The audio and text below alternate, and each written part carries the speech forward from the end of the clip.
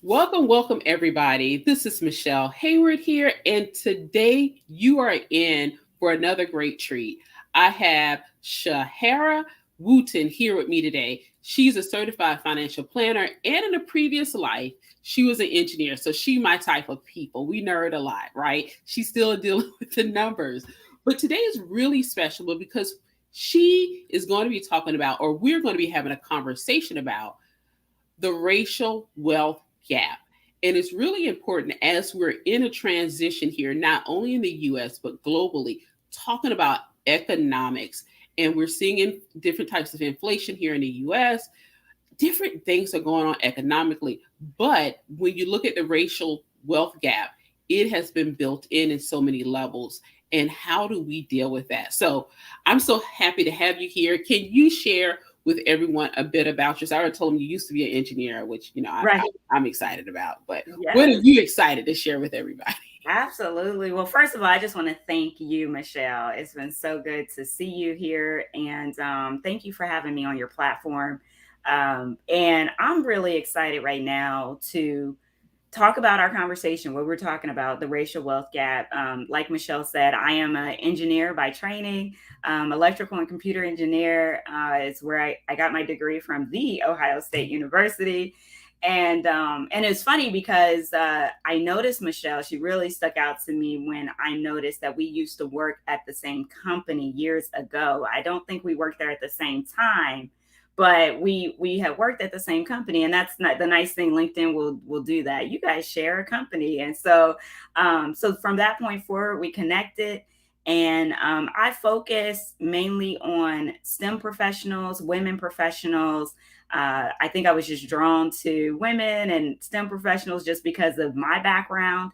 And it seems that, obviously, there's still a lot of work to be done. A lot of people come from backgrounds where they might be the first that to graduate and to, make the kind of income they're making, and just need that kind of assistance and help. And the reason why I got into this and changed careers was I looked at 25-year-old Shehara. And when I was 25 years old, I was an engineer working in Philadelphia. And I remember going to an Urban League Young Professionals event, and there was a financial empowerment meeting. And at that meeting, there were insurance agents, there were financial advisors. I had never really seen that before. And I was just curious. And I knew that in my mind, like there were things I wanted to do, with my money. So immediately when I saw this bank and I saw this financial advisor behind the table, I said, you know what, I'm going to go up to him and I'm going to tell him I'm interested in doing this. And I said, I want to retire by 30. I was 25, mind you. So I was 25. I knew 5 years was short. And I also thought 30 was old. So I know much better now. Deep down inside, 30 was never old. But in my head at 25, it just seemed like, yeah, 30 is a good number. But the person just really didn't help me. So there's a whole long story behind that. But that really whet my appetite to really take control of my own financial narrative. And I learned and got information, and then finally just decided I wanted to change careers and start helping people as well. So I always think about that 25-year-old Shehara and want to help others like that in that way. I love it. So Yeah. often it's those types of experiences Mhm. that draw us to really make impact and change in others' lives. So I love that story. Like, I came here, I'm gonna get it like 5 years. Like, yes. Yes. Yeah. At least they didn't say go play the lottery, I guess. Exactly, right? Yeah. Yeah. Well, we just never even opened an account to even start at, even $100 a month. It was really strange. So now I know that either he was incompetent or he just didn't want to help me. But I'm here in a position to be able to help somebody. If they do come to me at 25, I want to retire by 30 because, that's ancient. I can help us, understand what the goals are and understand how to make it realistic for them. I'm not going to discourage them, but we're going to see what we can do, So, and I can help them now. Absolutely love it. Absolutely love it. Okay, Yeah. so we aren't getting the help we need, right there. So let's get into the conversation, racial wealth gap, and we're focused specifically right now, let's say on Black communities, Black Americans. What Hmm. are we looking at in comparison of the baseline of white Americans to Black Americans when we're talking about wealth? Yeah, great question. So, in 2016, there was a study, and the numbers have updated, but they still have the same impact. Basically, Black wealth in 2016 averaged around $17,000. And then white wealth, or a white family's wealth, Black family, white family, was 171,000. So, I mean, that is a huge difference. And it just was really this, hearing those numbers, it's just like, what is going on? Why is this happening? And it just and then just being in, working with people, working with all types of cultures and backgrounds and ages, I started to see that there is a trend there. There is a trend. And it's not that everybody in the Black community is at 17,000, and not everybody in the white community is at 171. But the fact that that is on average, the baseline, I really started to look at what are some of the factors. And there's also Prosperity Now. They did a white paper. It's an organization, and they did a white paper that said Black wealth there's a wealth gap of 228 years between Black families and white families. They also stated that by 2053, Black wealth is predicted to go to zero. So 17,000 is horrible. 171 may not even be what you're looking for. You may think that's not even good, but zero. So that really, really made me feel like what is there to do? What can we do? And obviously, there's a lot of factors. There's redlining. I mean, we can go back to enslavement, and it's amazing that many of my people, I'm a descendant of American slaves, and it's amazing that I'm here, and have been able to do things without having necessarily the support, the economic support of other cultures. But in the meantime, and that's why I wrote my book, it's called In the Meantime. We have all these other exterior forces that have caused that racial wealth gap. But my goal is that in the meantime, until reparations are taken care of, until economic justice is served, what can we do to make sure that we own our own financial narrative? And what can we do in our personal, our families, to build wealth, and to make sure that we're creating a legacy for generations to come, until we get, the justice we deserve. So in the mean, I love that. In the meantime, what is it? So what does it look like in the meantime? What are some things we should be doing? Yes, And we can talk about reparations, but I want to talk about in the meantime, absolutely. um, because we've done so much in the four generations post enslavement. And Hmm. what does that look like, 4 or 5 generations? And what have we done as far as accumulating? And a lot of people don't realize how much we have done, walking away with nothing, right? Sharecropping, Yeah. um, dying of hunger, and different things like that, that having to overcome after in centuries of enslavement to even be at this wealth gap and still have so many another 10 generations to try to catch up, and just isn't even mathematically. So what are we doing in the meantime to kind of to try to close that gap? Yes. So my goal in my book, it's called In the Meantime. I think I might have mentioned, and own your financial narrative. So I do talk about the history so that people can understand and have a vantage point of, why things are going the way they are, maybe why things may seem a little difficult, sometimes. But how I start off is I talk about building.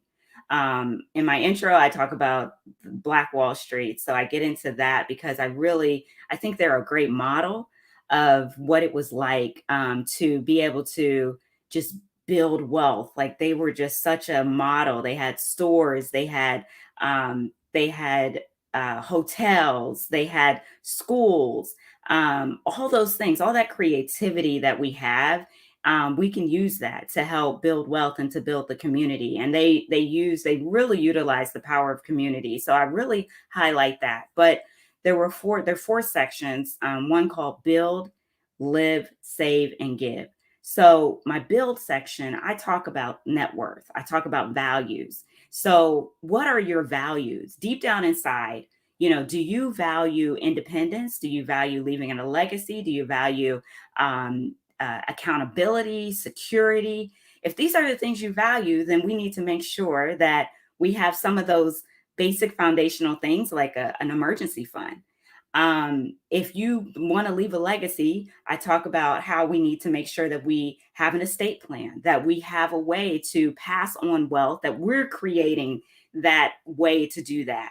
So whether it's insurance, all those things that may seem like they're more the pill, so to speak, but you got to get back to your values. And so that is the first chapter where we're talking about what are your values? What's your mindset around money? What does money mean to you? So I'm a big proponent, obviously we both are in this, we came from scientific fields and backgrounds, but the net worth equation, we got to know that equation, net worth equals assets minus liabilities. So are we measuring our net worth? How are we doing that? And if you have liabilities and they're more than your net worth, your assets, then that's a negative number. Focus though on eliminating those liabilities, which are the debts and things like that, so that you can increase that net worth. So that's where they're coming with that wealth number. They're using the net worth equation. And we have to start to think, okay, how many assets do I have? List all that out. How many, liabilities do I have? If I have a positive asset situation, how do I continue to increase my assets and grow those? And then what do I do even with cash flow? So the beauty is we're bringing in good cash flow, especially STEM professionals. You're bringing in great cash flow. Money's coming in, money is going out. That's what cash flow is all about. But how are you controlling the money coming in? Do you feel like, oh my gosh, I don't know where the money's going? I make all this money. Do I know where it's going? So, so I put some strategies in there, like, bucketing things out, making sure that, okay, these are the expenses that I'm going to make sure are covered for my savings, for my investments, for my utilities, all those things that are considered I must take care of, put that in that bucket. And then you have your lifestyle, your fun bucket, like your groceries, put that money in a different bucket, the gifts and things like that. And so I'm big on some of those practical tips and that accountability, because sometimes when I started, when I was 25, I didn't know everything about how this all worked. I knew to sock away in my 401k and that's what I was doing. But I didn't know about an emergency fund. I didn't know that I needed to fall back on something like that. And depending on who's in the audience, you probably already knew about that. But some of us don't. I remember one lady told me that she had graduated from college, had a great job working at a nice chemical engineering firm. But because she didn't realize that she had the money to buy furniture, she went ahead and just did like the rent a room furniture, and then got herself in a situation that she didn't even need to be in, So she furnished her whole house, but she ended up having to have that dock against her credit, and because she leased it when she could have actually bought the furniture. So there's things that that happen because we just don't know. Absolutely. I want to go back to the emergency fund. Yeah. Before that, we think about maybe our grandparents having a rainy day fund, or grandma keeping, always socking a dime or a nickel away for when something happened. And when something happened, where did the money come from? Sometimes Yes. your grandma, like, here you go, this should cover it. You're like, grandma, you get this from baking pound cakes and Yeah. sweet potato pie. But it was very interesting in how a lot of generations prior to us understood and came from hardship. And we talk about that in certain ways about generations. The harder it is, the way you set up to be prepared for adversity, and because you've been through so many adverse things. It was Yeah. like kids today have it easy, and they do Yes. because they have less types of adversity that we've encountered. And I think we have to go back sometime and teach them the reason why we did this is so that when you encounter this, and so you don't see it because we've already built that barrier. And so I like the way you said we call it a rainy day fund, but our grandparents had that in some way where Yes. they knew how to go about and get it. And what we do today is pull out a credit card. It's not the same thing. It's not the same thing. Yes, and they, they would take the time to build up. So if they wanted something, they would build up to get it. And one of the things that I'm big on, a big proponent of, is not so much just building up and saving up only, but bringing in other income streams. But when you think about it, when you look at grandma and granddad and all of that, they were working multiple, income stream. They had that. But the thing that, I think this conversation does is it highlights the lack of conversation, right? We don't talk Yes, about money enough. So our grandparents, our great grandparents, may have done all these things, but they may not have thought to, you know what, I'm gonna sit her down and talk to her about this and how I'm doing this, because they didn't talk about money. yes, And then did they even have time with all the stuff going on? They had to make sure the house was taken care of, the bills were paid, go to work. So they may not have they just, just watch me and figure it out, just like I figured it out. But what we're trying to do is we're trying to have more conversations about money and make it more of an open discussion and not just something under the rug. So exactly. yeah. So I and I guess for my family specifically, I'm the I call myself the favorite aunties, and my nieces and nephews like we can't have a favorite auntie, but if we do, it's not you. So don't listen to them. I'm the favorite auntie. But anyway, so some things I've done, especially I have an older nephew. Oldest nephew is 29, and I'm just 30. So that 1 year right. difference. I'm like, wow, that is amazing. Your mom.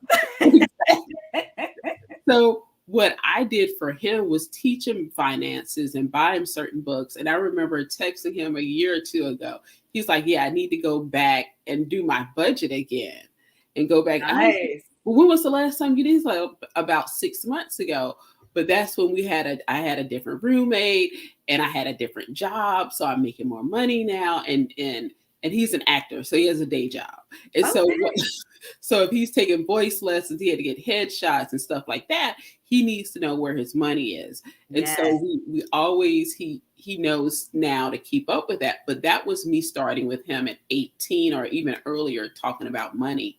With my Yes. younger nieces, my younger nephew and his sister are very different. She will spend it all. Like there is no tomorrow. He on Yeah. the other hand is like, okay, this is $30. I need 85 to get X, Y, or Z. Mom, what can I do around the house to make more money? You Yes. I see love this? it. And So so it's yeah. really interesting. They're like, y'all raised by this, like how, and so you don't know what the outside Amazing. influences are, but one really gets the impact of the dollar and saving and waiting to the gratification. The other's like, Yeah. shit, it's burning a hole in my pocket. Right, right. I got to get this money out. Yeah. And it's so interesting how everybody has these different mindsets, these different stories around money. And I do talk about that too, because there is a place for spending. There's a place for saving. I've talked to so many people and they're like me. I'm one of those that I don't want to, I love saving where I don't want to spend. But then I know that there's a balance, because I do like new things. I like certain things. And so I got to make sure that I know that it's okay to spend. And that's some of the things that I talk about too. But then you also got to know there's the other side. You got to make sure you're saving. And it's really about putting systems in place. It's about putting a system in place to save. And it's about putting a system in place to spend and know that it's okay. Yes. Because I know people, and I've been one of those people who feels like, is it all right for me to spend this? So for you guys out there, because we always rag on the spenders, but there's those of us who don't like to spend. And yeah, exactly.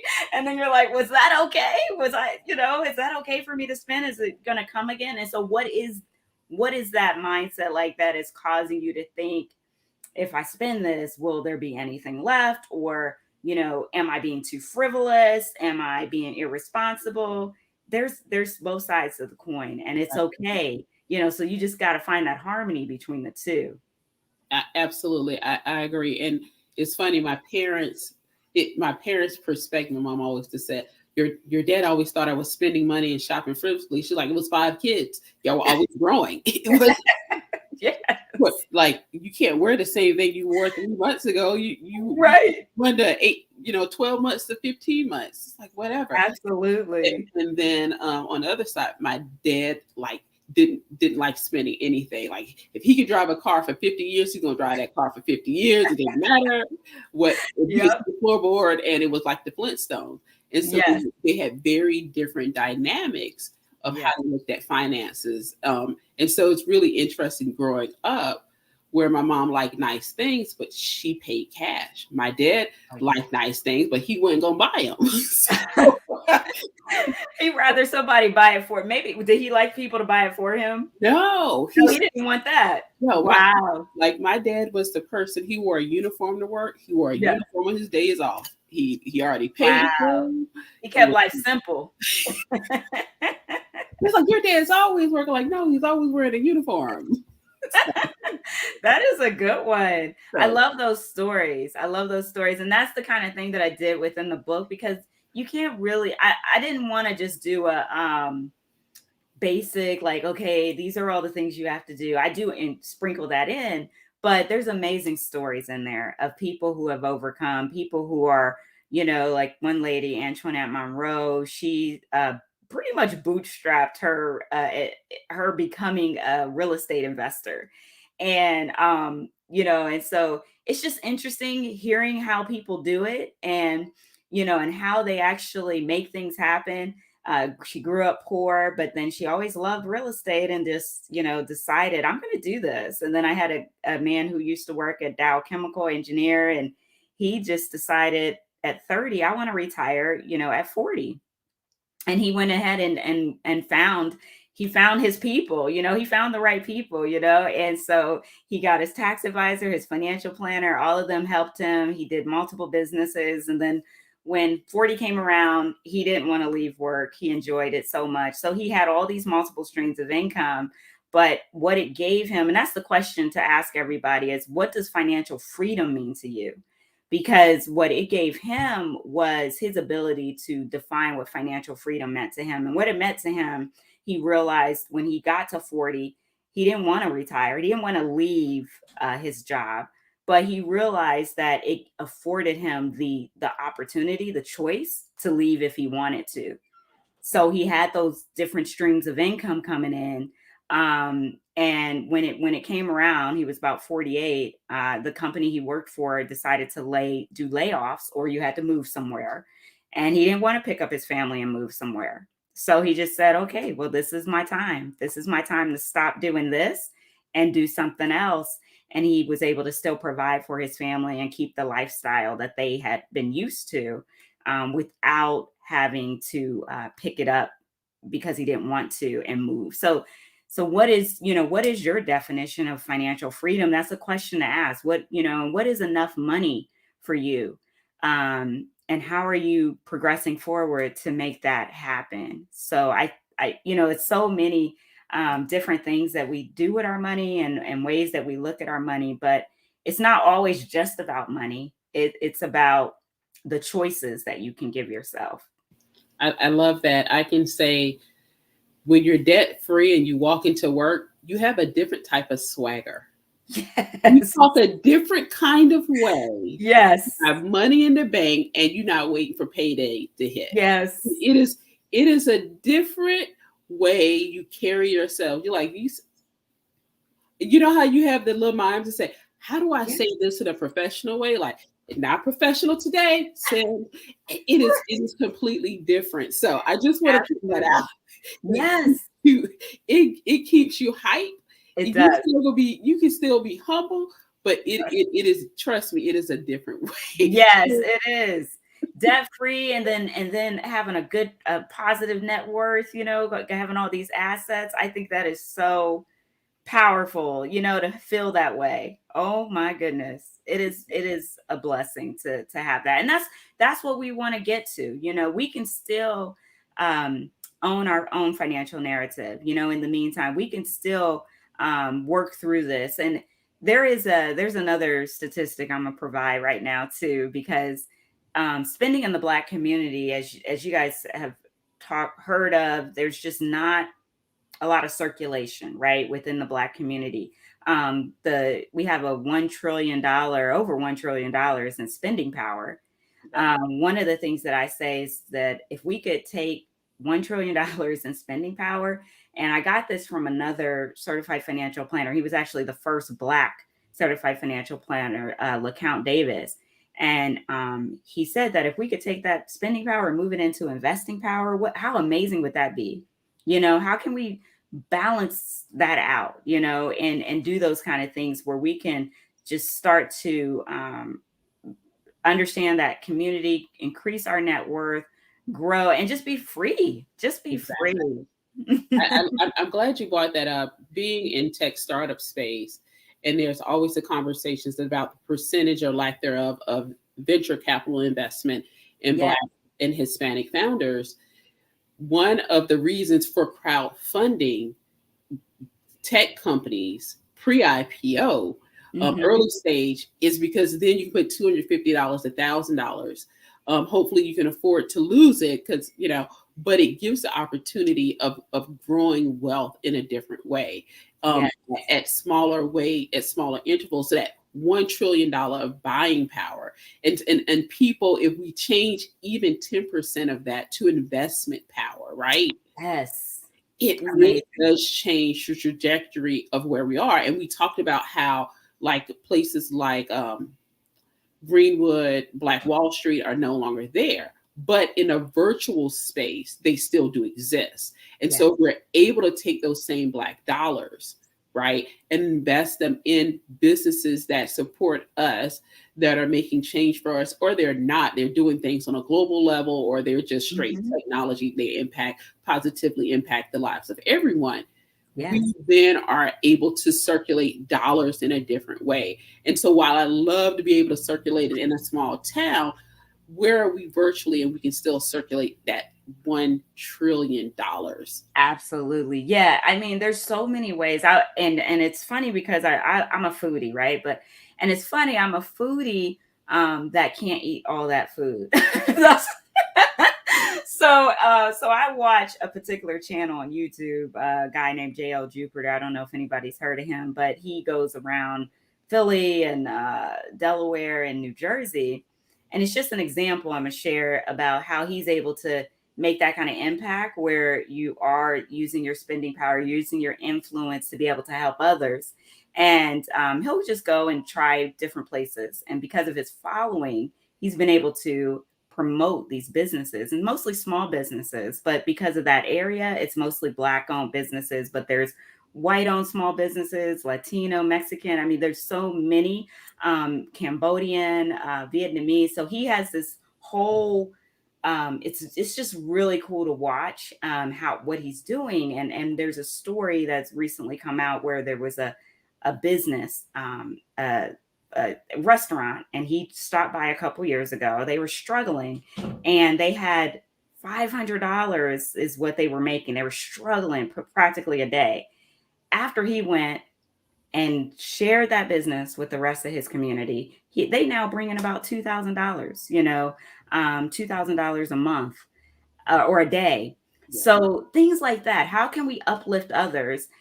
Just by using our circle, our networks. I mean, it doesn't take a lot to share someone's post. It doesn't take a lot, any money at all to comment and just get people out there. So I think that there's so many ways that we can do this, whether it's in the tech space and supporting and the venture capital type space, or just doing it within our own communities. I love it. I love it. Yeah. Now, I'm sharing a link. Do you want to tell people Yes. what Yes. the link is for? Absolutely. So when you go on that link, I am actually I have a book out, so that that's what we're talking about. That's the context. It's called In the Meantime. I'm super excited. It published in August here. And in that link, there is an Amazon. In this link, there's a Amazon link where you can buy the paperback if you want to buy a signed copy. And you can buy the Kindle. So when you click on the Amazon, but it's on Barnes and Noble. It's also on um, what other Amazon, Barnes and Noble, Books a Million. So if you have, your preferences, there it's on a lot of different sites. And on top of that, I'm also starting a money mastermind. So we've talked about the power of community, and I think that that is really important to expand upon that. So I know that there's all of us, it's going to take many people to make this happen and to make sure that 2053 Black wealth does not go to zero. I'm just doing my part. So if you're interested in joining my next money mastermind or learning more about it, feel free to click on the link that says the Confident Money Method, and we can talk and you can learn more about it. And so that those are the two links in there that I would say are the most important to this conversation. yourstoryfinancial.com/links.html. I love it. So Yes. changing what the racial wealth gap takes a group effort. And so I love what you said about there, but definitely go and check out the book. I personally want a signed copy because, you know, uh, Yes. I know some people love that signed copy. My next thing is I'm working on the hardcover. So there's people who just love hardcovers, and then I'll be doing an audio book too. So the hardcover should be out before the year is out, but then the audio will be out next year. So for those of you who like your audio books, check that out. That'll come too. Yeah. I might listen to an audio book or two while I'm out walking. So Yes. I like all the things. Don't. Yes. I love it. Yes. Yes. So any final words? Anything else you want them to connect with you on social so they'll know where to find you? Yes, I am most active. I know we're on LinkedIn, so you can definitely connect with me on LinkedIn. It's linkedin.com/in/Shehara. I tried to keep it a little simple with the Shehara, just rather than doing all the other stuff. But then Instagram, that's my other spot. Money and Moves is my Instagram handle. So please follow me at those places. And then, like I said, we'll be starting the next Money Mastermind here, the next cohort on November the 16th. And I will need to have everybody in and matriculated in by November 7th, just to make sure, November 7th or the 9th, just to make sure we're getting everybody in. And so if you're interested, jump on that call and we can talk to see if that's a good fit. But those are the things I want to leave, and just want everybody to understand that it's important to own our own narrative. It's important to just take the time. Don't take a blind eye. If you've been not wanting to deal with your finances, this is the time. This is a great time of year as we move into 2022 to just get things right, get things set up. So whether it is you've already gone past debt, you're debt free. That's awesome. Maybe you need to build an emergency fund. Maybe you need to focus on investing. You're saving so much, but you don't know where to put it. Let's talk about that. Let's talk about, just really balancing things out, making sure you're protecting your wealth. And then, like I said, my last chapter talks about giving, because it's really important to give back. And in my research, I was super amazed at how philanthropic Black Americans are. So we do give. So we're spending, but we're also giving as well. So I want to, put that out there. But we can do this, guys. We can do it, and we can own our narratives, and the change will happen because of us and because of what we want to do in helping each other as a community.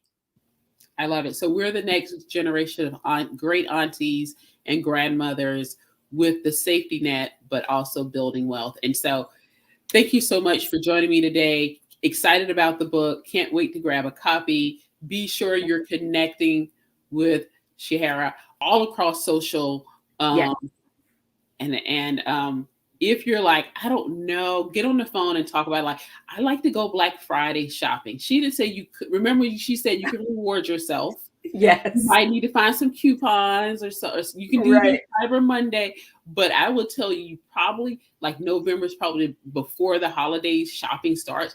Really, to take a look. You may have been doing better than you thought, or maybe Hmm. not during the pandemic, but really take a ownership of it now, Yes. because the sooner Yes. you do it, the better you'll feel. So I do applaud you to do it now. Don't wait to 2022. Do it today. Absolutely. Let's start now. So, yes, I agree, Eric. Michelle, I'm sorry. I'm sorry. No problem. Yeah, Michelle. All I right, don't know where that everybody. came from. No problem. Everybody have a great week, and I will talk to you later. Bye.